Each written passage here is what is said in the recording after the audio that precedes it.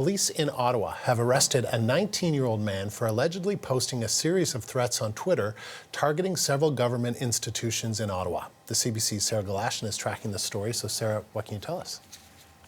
Well, Andrew, the information we have is coming from the RCMP. They put out a press release earlier today saying that they had identified a 19-year-old man, a resident of Ottawa, who they allege, had made a series of threats back on November 8th online using Twitter.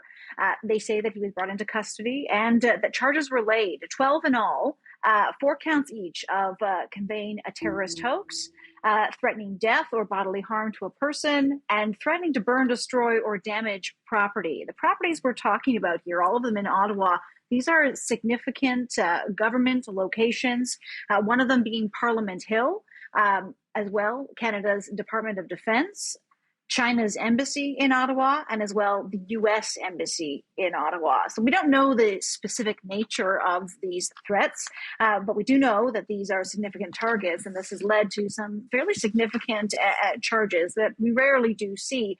What we do know about the threats is that they were seen to be significant and of interest enough to warrant the investigation of INSET, which is the Integrated National Security Enforcement Team.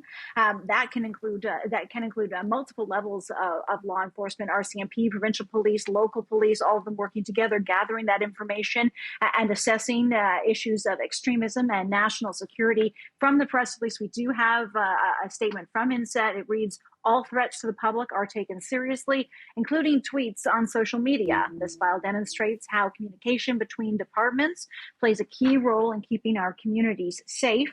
And in terms of the threats, we know, as I say, that he was taken into custody, charges were laid. He also has been released. We don't know the conditions that were imposed upon that release. We do know, though, Andrew, he will be back in court in Ottawa on January 18th. All right, Sarah, thank you. You bet.